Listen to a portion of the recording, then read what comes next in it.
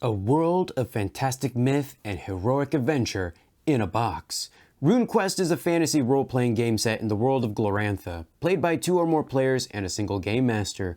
Players in RuneQuest are adventurers, heroes who must face the challenges laid before them by the game master, who describes the world and its incredible inhabitants. Adventurers are defined by their skills, passions, equipment, and magical abilities, such as spells and mastery of the powerful runes. They improve by successfully using the skills and abilities they attempt in play. Combat is dangerous and unpredictable. Even the mightiest can fall in battle, victim to a well-aimed blow, just as the most inexperienced peasant might bring down a giant or even a dragon, if they are lucky enough. Such is life in the world of Glorantha. The RuneQuest Starter Set allows players to easily immerse themselves into Glorantha and its system, with ready-to-use characters and ready-to-play adventurers, allowing for many hours of play. There is no better way to learn about the game and world than this starter set. And this is a review of RuneQuest the Starter Set. Let's dive in.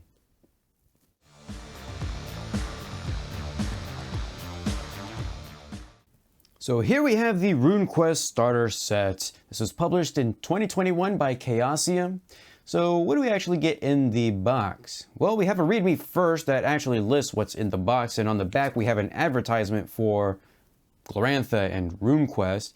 It's very interesting that this one does advertise its other RuneQuest products when the other starter sets kind of did the same thing, or at least Pendragon did, which I thought was really odd. Chaosium was really trying their best to hype this game up.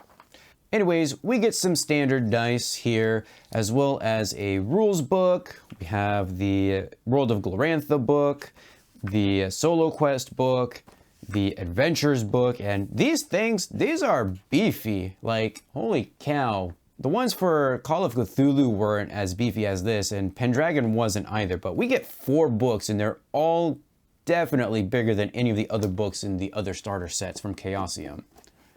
We have 14 pre-generated adventurers. Makes me think that we're going to be going through a good portion of them on any given playthrough. Although Vasana here is the one that you're going to be playing with in the solo quest, so you will definitely need at least one of them. And of course there's others, and they kind of all do different things, have different spells available, have different beliefs and things like that. So you get a good variety. And just like with Pendragon, we actually get this nice character sheet where it opens up to your other stats and things like that. I really like this design. It's really cool. We also have 2 blank adventure sheets. Same format. It opens up into things like that, and it's really cool. We've got a few different handouts, mainly maps of Johnstown and the area surrounding Johnstown, and then the Rainbow Mounds, which is in Book 3. It's the last adventure in Book 3. And then we've got some reference things which are absolutely necessary. Like, if you're going to play this game, or I think really any game in the basic role-playing system, I think you're going to really need to invest in a GM screen that has all of these tables, because, man, even with the solo quest, I was referencing these various tables quite a bit. So, yeah, you're really going to need this and be able to pass them out to your players. Your players are really going to need them. RuneQuest makes use of the basic role-playing system that Chaosium is known for. Whenever resolving some form of a contest using an ability, whether it's a skill, a rune, or passion, you're going to roll percentage dice, trying to roll equal to or lower than the ability's rating. There are different degrees of success, depending on what your chances of success are and the actual number that you roll. So we're going to have things like the critical success, which is a 1/20th or less of the modified chance of results, a special success, which is 1/5, a regular success, which is just lower than your chance, a failure, which is over, and then fumble, which is 1/20th of the chance of failure, so 1/20th over your percentage there. Opposed rolls are made when one ability is pitched against an opponent's ability. To make an opposed roll, both participants roll their respective abilities. If both participants succeed, the winner is whoever got the better type of result. If one participant got a special success and the other a normal success, the special success is the winner. If one participant got a critical success and the other a normal or special success, the critical success is the clear winner. So you're going to have things like a winner and a loser, a tie, or then 2 losers. So both participants fail their roll and there's a stalemate, so nothing really happens or nobody gains any ground. Sometimes an action depends on one raw characteristic overcoming an obstacle. For this, we'll use the resistance table to determine our target number. It should also be worth mentioning that resistance rolls are not used for skills, runes, or passion rolls. For example, you try to cast a spell targeted at another spellcaster. You have a POW of 14 and they have a POW of 10. So our target number is going to be 70.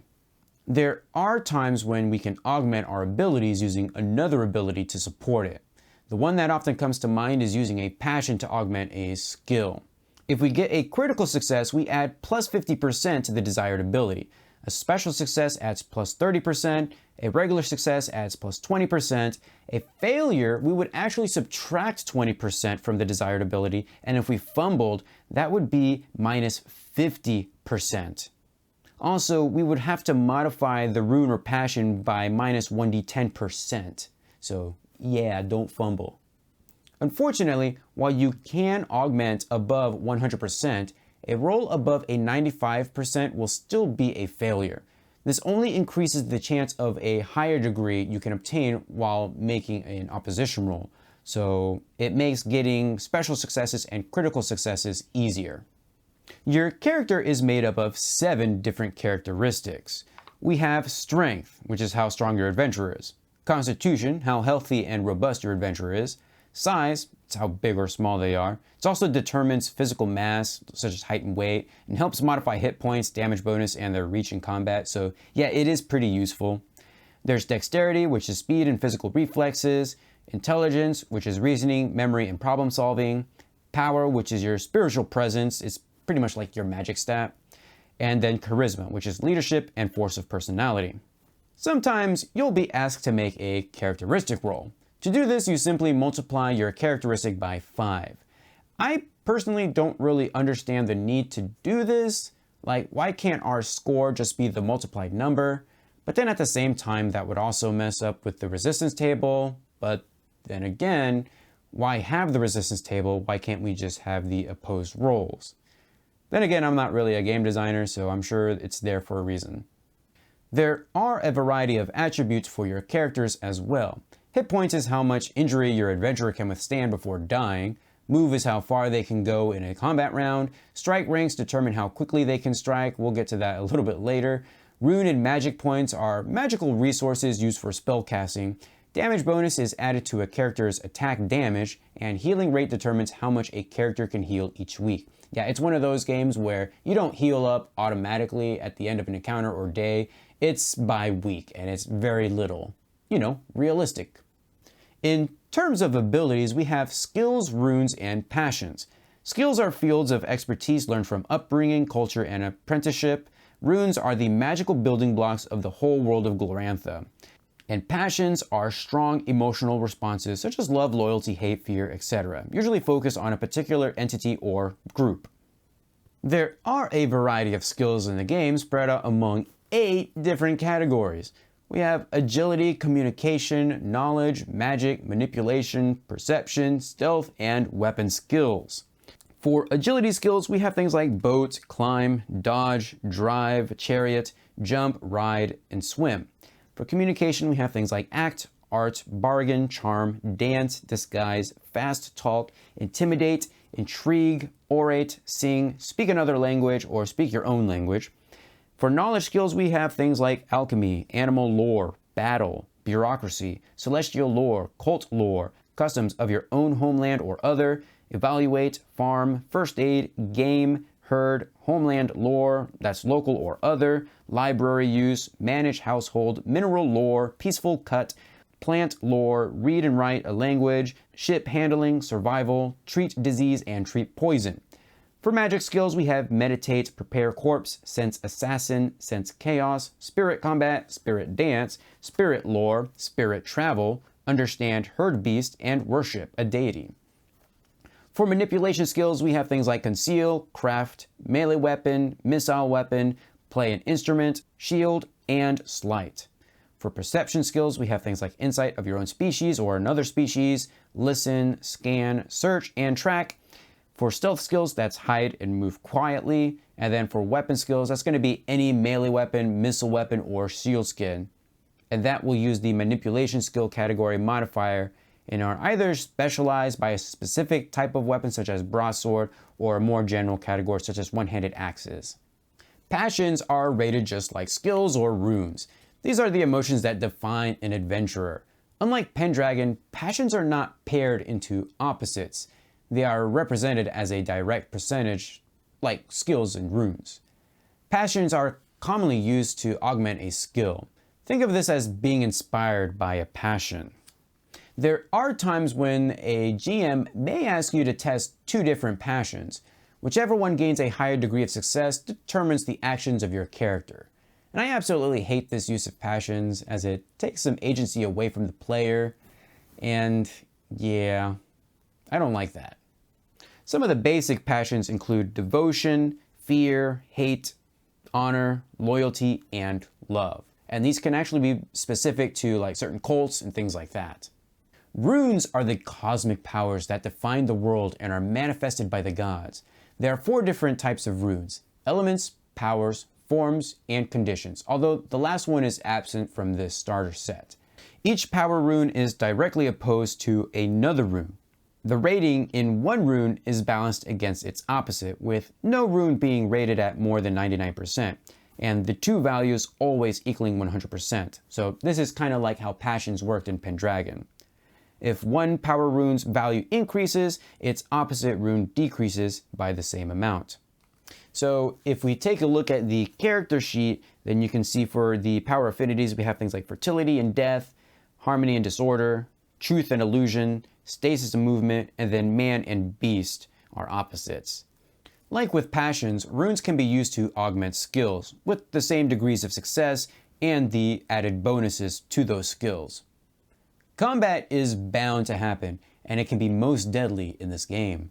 To keep things organized, combat is divided into 4 phases: the statement of intent, the movement of unengaged characters, the resolution of melee, missiles, and spells, and then bookkeeping.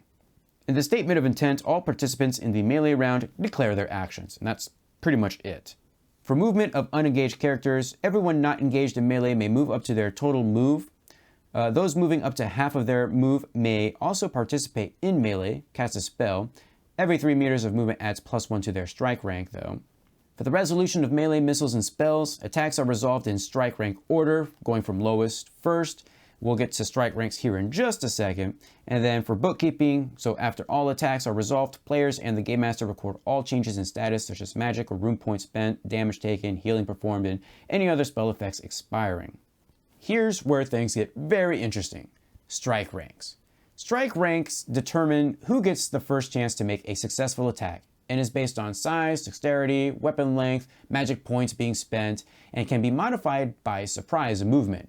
Each attack of whatever type is attempted in strike rank order, from lowest to highest. 1 is the lowest and 12 is the highest. The adventurer or the monster with the lowest total strike rank always strikes first. Strike ranks determine the order of attacks in a melee round. They can also be modified, such as augmenting with a rune or a passion, or skill, using a specific weapon can add to a strike rank, preparing a new spell or weapon, striking surprised foes, movement of up to 3 meters can add that, or magic points used, so each +1 point after the first, which is free, is going to add a strike rank. Magical attacks have their own special modifiers for determining strike ranks, as do ranged attacks. It should be worth mentioning that a character cannot perform any combination of actions that take it over 12. If an action requires more than 12 strike ranks, then more than 1 round is needed to do that thing. Casting magic is kind of what comes to mind here. Let's say you want to attack an enemy. You'll roll the percentage dice with your weapon skill as the target number. If you roll less than or equal than that skill, you're successful. But beware, your opponent can still parry or dodge out of the way. If they choose to parry, they'll roll the percentage dice with the relevant weapon or shield skill. If successful, the parry partially or completely blocks the attack depending on the degree of success for the attacker and the defender. If dodging, use the dodge skill. If successful, the attack misses. Plain and simple. I like it. It should also be worth mentioning that if you decide to parry or dodge again, you receive a cumulative minus 20% chance to do it. If the chance of success falls at 0% or below, you can no longer parry or dodge. Once you hit with an attack, you're going to roll a d20 to determine where you hit. If the enemy happens to be wearing armor at that location, that damage will be subtracted by the armor value before damaging the location. This means you'll be dealing damage to a character's overall hit points and the hit points for that location. If your total hit points are reduced to 0 or less, you die at the end of the melee round unless you are stabilized and brought to 1 or more hit points. A character falls unconscious if only 1 or 2 hit points remain. An individual hit location can take damage beyond the actual hit points in the location. The severity of the damage has different effects, depending on the hit location. So if you get hit with a limb, that limb becomes useless. If you get hit in the abdomen, you drop to the ground, but you can still continue to fight with penalties. If you get hit in the chest, you cannot fight, and the bleeding must be stopped by first aid or you will die in 10 minutes. And if you get hit in the head, the character is unconscious. They must be healed or treated with first aid within 5 minutes or they die. And that's pretty much how to play this game. There are more intricate rules that are circumstantial. Most of the rest of the book deals with magic, like the actual spell descriptions and things like that.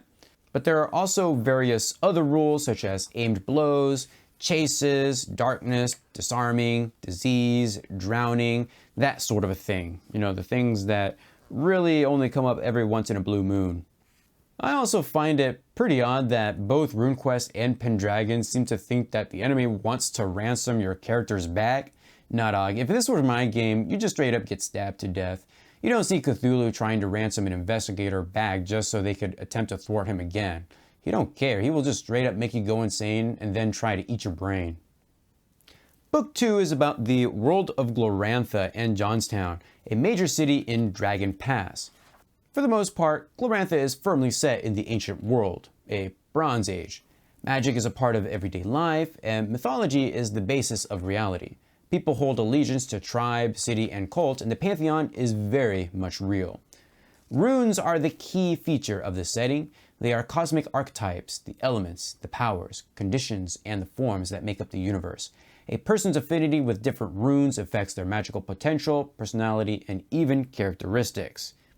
One of the most important decisions a character can make is what cult their adventurer belongs to. Membership in a cult gives access to a fraction of its deity's power, manifested in the form of rune magic. An adventurer must have a strong affinity with one or more runes shared with a deity to join its cult. A cult also teaches less powerful but more ubiquitous magic called spirit magic to its members. Humans are not the only race to walk Glorantha. We do have some elder races like the Aldriami, the Dragon Newts, the Mostali, Merfolk, Trolls, and Brew, which are chaos monsters.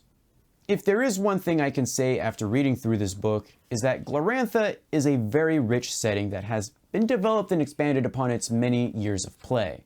I'm not entirely sure what has been done in the past, but I do know that the Lunar Empire was this force to be reckoned with in the Dragon Pass. Then there was a rebellion that truly tested its might, and eventually the Sartorites managed to summon a dragon underneath the temple of the Reaching Moon, which devoured many priests and half of the lunar military in Dragon Pass. Johnstown is one of the settlements reclaimed after the rebellion. It is the major city that players are most likely expected to return to again and again. We get a nice outline of its history, the different quarters, NPCs to use, as well as information about the surrounding area and what life is like here. If you plan on running a game in RuneQuest, this book is pretty much a mandatory read. Here comes your obligatory spoiler warning. If you plan on playing through this adventure or any of the following ones in Book 4, skip ahead now. You have been warned. Book 3 is a solo adventure in the same vein as a choose-your-own adventure, like we've seen in Pendragon and Call of Cthulhu. You'll read through a prompt and move on to the next one. Sometimes you'll have to make choices on how to proceed, and sometimes you'll even have to roll dice to determine the outcome of your actions. You take on the role of Asana, daughter of Farnon, a loyal Sartorite, a master of battle, and a devoted worshipper of Vinga, an aspect of the god Orlanth. This adventure takes place during the Battle of Dangerford, a pivotal battle in the Sardarite Rebellion that ultimately leads to the downfall of the Lunar Empire in the Dragon Pass. The adventure starts with Visana arriving at camp. You are given several different options of what to do before the battle begins. You can scout the enemy encampment, you can meet with Kalir, the Sardarite leader, you can tend to your bison mount, or pay your respects to the gods and your ancestors. You can choose to do all of the above before heading to the battlefield.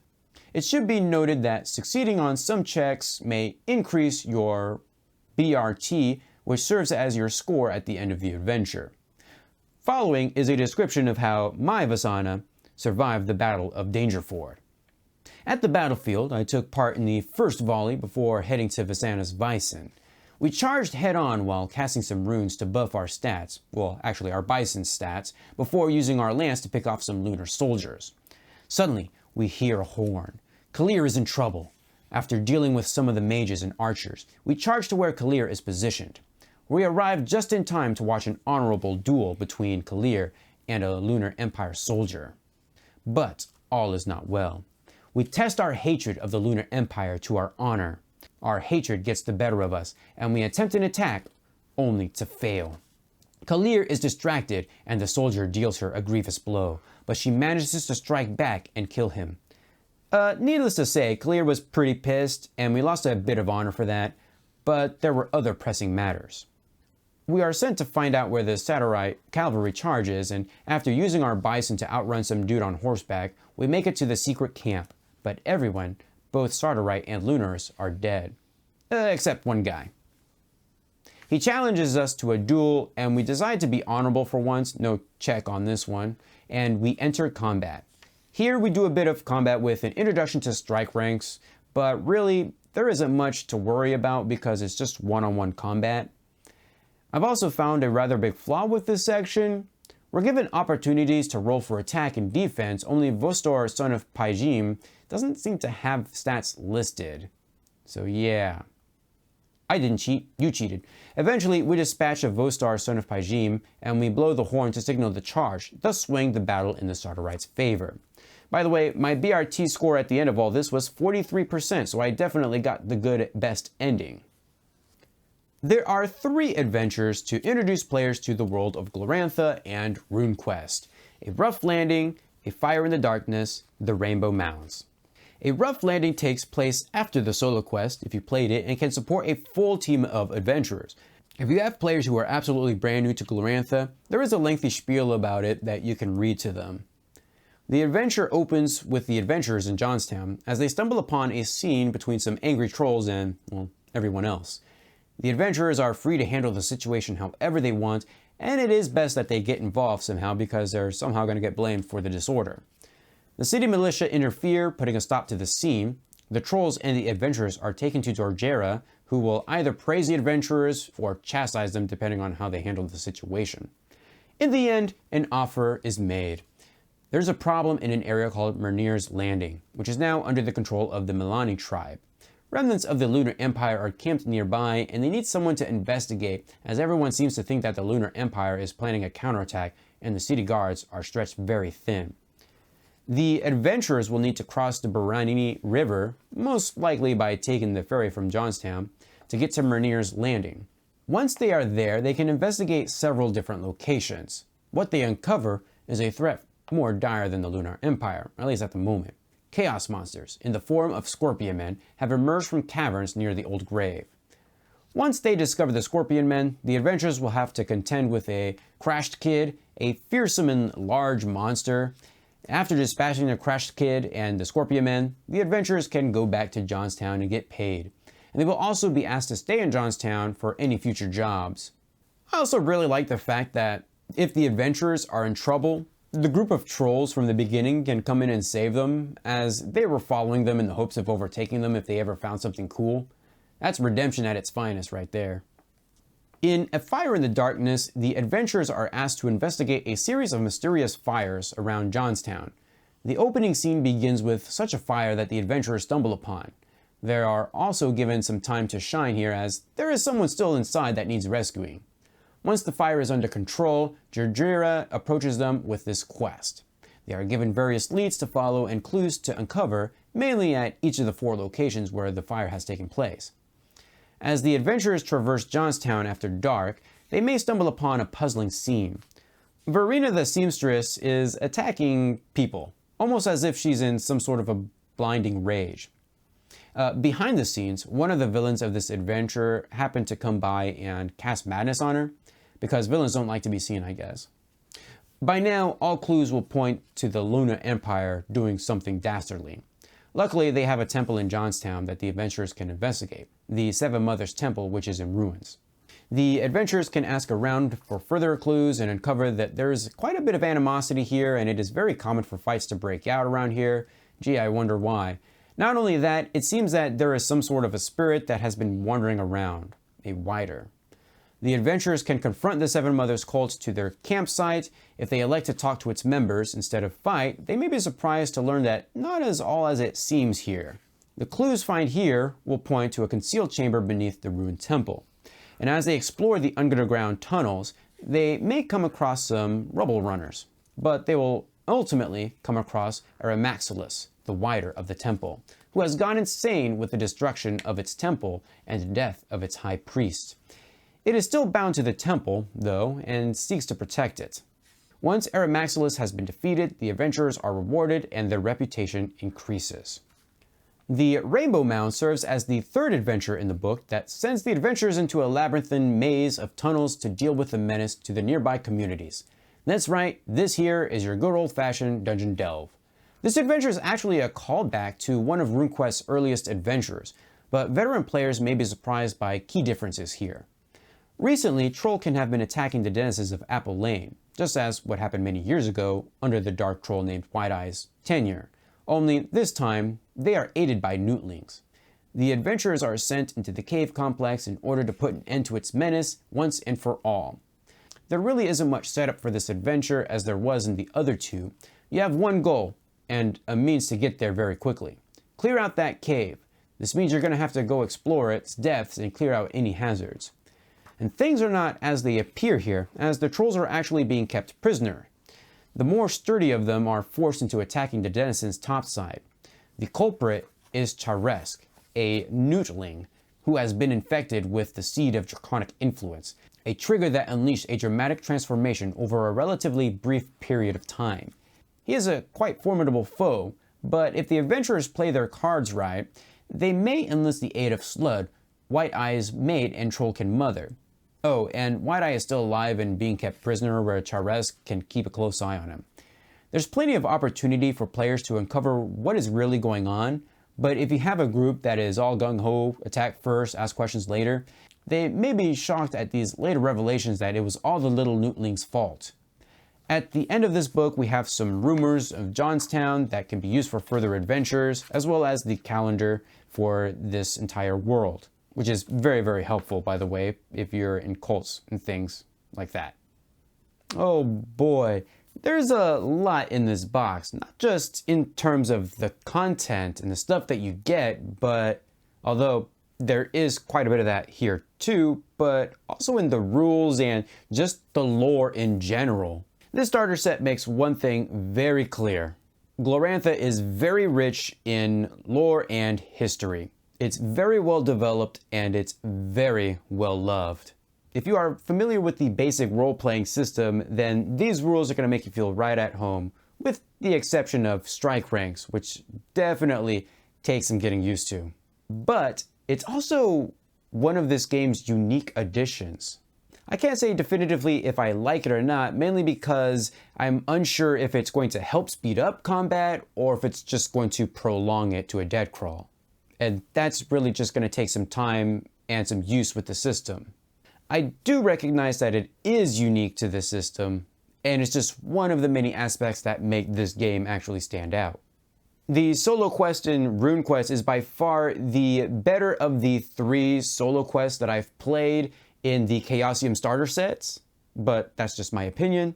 You get a nice tutorial of how combat works, although when it concerns strike ranks, it still falls a little bit flat just because there's that possibility of a one-on-one fight, so you don't get the whole group combat and how that works and how that flows.